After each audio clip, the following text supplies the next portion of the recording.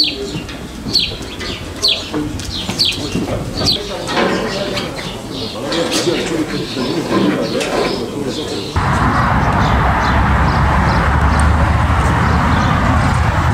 kıymetli Mardinli kardeşlerim, malumunuz olduğu üzere Kurban Bayramı'na çok az bir zaman kaldı. Yüce dinimiz İslam'ın biz Müslümanlara bir hediye olarak bırakmış olduğu malumunuz 2 tane bayram var. Biri Fıtır Bayramı denilen Ramazan Bayramı, diğeri ise Udhiye Bayramı denilen Kurban Bayramı. Şimdi Kurban Bayramı'nın arefesinde müftülüklerimiz olarak, başkanlığımız olarak vatandaşlarımıza elbette ki hutbelerimizde olsun, çeşitli vaazlarımızda, sohbetlerimizde konunun önemini anlatıyoruz. Kurban kelime anlamı itibariyle yaklaşmak demek. Dolayısıyla kurban kesen bir kişi, kurban kesmek isteyen bir kişi bu ibadetle Allah'a yaklaşacağını ve Allah'a yaklaşma noktasında bir adım atacağını bilmesi gerekiyor. Bu şuurla bu ibadete bakması önem arz etmekte. Bununla beraber Kurban Bayramı tabii 4 gün olması hasebiyle vatandaşlarımız kendi bulundukları yerden ziyade çeşitli tatillere gitmek suretiyle değerlendirebiliyorlar. Tabii kendi inisiyatifleridir ama Kurban Bayramı günlerinde güzel olanı, imkanı olan kişinin kendi bulunduğu yerde bu ibadeti gerçekleştirmesi, o kurbanını kesmesi, çoluğuyla, çocuğuyla, komşusuyla, eşiyle, dostuyla bunu paylaşmak suretiyle o sevinci yaşaması aslında bayramı bayram kılan hususlardan bir tanesidir. En güzeli de belki böyledir.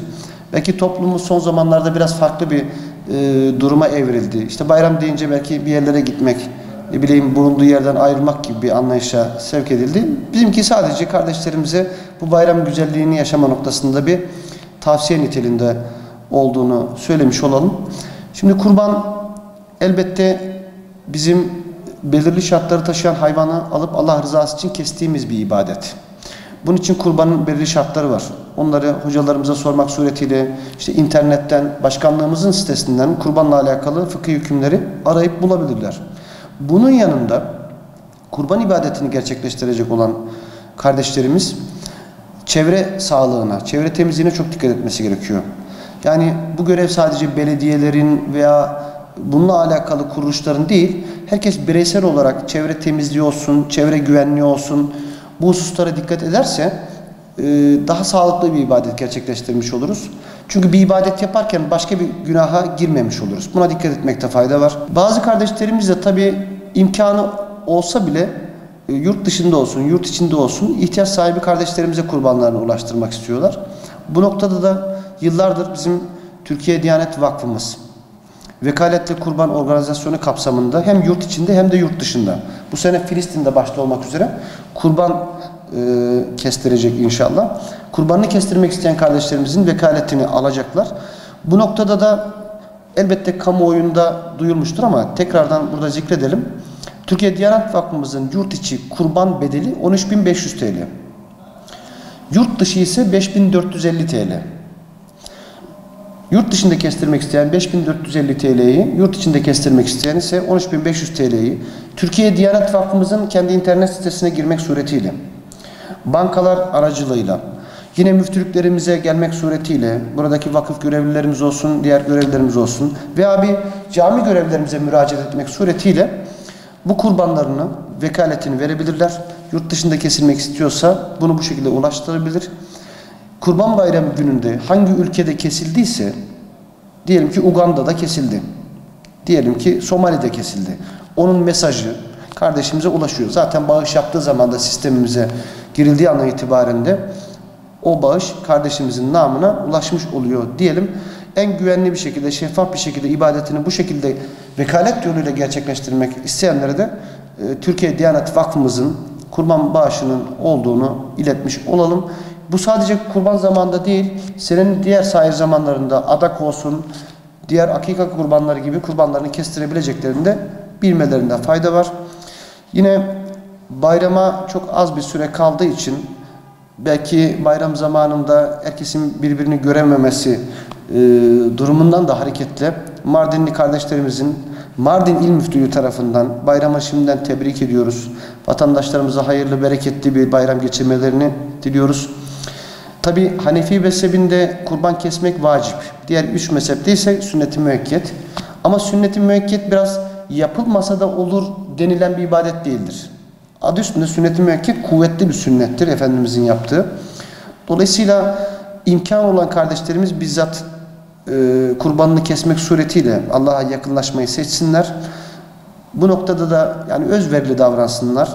Yani biz de ya sünnet-i müekket biz kesmesek de olur, bir kısmını bir şeye yardım edelimden ziyade o ibadeti yapıp o ibadet üzerinden kardeşlerimizi gözetmeye kalkarsak hem ibadet sevabını hem akrabayı, konu komşuyu, ihtiyaç sahiplerini gözetme sevabını alırız, dua alırız. Kurbanın hepimizin malumu Hz. İbrahim'in bir sünneti olarak oğlu İsmail'i işte Allah'a verdiği söze istinaden kurban ettiğini görmesi üzerine Hz. İsmail'i kurban etmeye gidip hatta Kur'an'ın ifadesiyle böyle yan yatırıp tam o ana geldiğinde Allah Teala bir fidye olarak koç kesmesini, bir kurban kesmesini söylüyor rivayetlerde. Dolayısıyla aslında Hz. İbrahim'den günümüze gelen bir gelenek. Hatta daha da öncesine gidelim, Hz. Adem'in çocukları kurban kesiyorlar Kur'an-ı Kerim'de. Çünkü Habil ve Kabil birer kurban kesiyorlar ama Kabil'in kurbanı kabul olmuyor. Kabul olmamasının nedeni çok enteresan değil aslında. Şöyle düşündüğümüz zaman çok rahatlıkla bulabileceğimiz bir şey ama Kur'an bize bunu da açıklamış. Diyor ki Habil Kabil'e sen işte kurban kestin, kurbanın olmadı ama Allah kendisinden korkanların kurbanını kabul eder diyor. Bakın sakınan, takva sahiplerinin.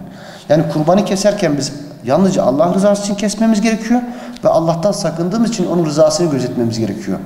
Bu samimiyet ve niyet bizde olmadığı zaman işte kurbanımız da aslında Allah'a ulaşmıyor. Çünkü Allah'a ulaşan onun etleri, kemikleri değil, bizim takvamızdır. Ayet-i kerimede de böyle buyuruyor. Dolayısıyla kurban geleneği Hz. İbrahim'den beri var. Ama oradaki vacip veya farz olan bir değil. İnsanoğluna belki de o zamandan beri ki başka dinlerde ve geleneklerde de var ki bu aslında İslam'ın ilk doğduğu o Hz. Adem'den beri gelen o geleneğin zaman zaman değişmiş halleriyle günümüze kadar gelmiş.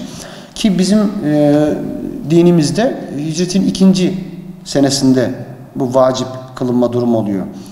Dolayısıyla yani aradan bayağı bir zaman geçip çeşitli şekillerde belki kendisini aksettiriyor. Farklı inanç sistemlerinin ama onun asıl hüviyetini yine Efendimiz Aleyhisselatü Vesselam zamanında nasıl yapıldığını görüyoruz. Bayram yapan şey sadece o günlerin tatil olması değil. Bize belki tatil olarak fırsat sunan o günlerin eşimizi, dostumuzu, akrabamızı tekrardan görüp sıla-i rahim dediğiniz, rahim bağıyla bağlandığımız, Allah tarafından böyle bir lütufla birbirimize bağlandığımız o bağları gözetmemiz. Çünkü belki 6 aydır, 1 senedir göremediğimiz kişileri belki telefonla arıyoruz. Belki ziyaretine gidiyoruz. Çünkü insanlar birbirlerine ayrı oldukları sürece soğur. Değil mi? Gözden ırak olan gönülden de ırak oluyor.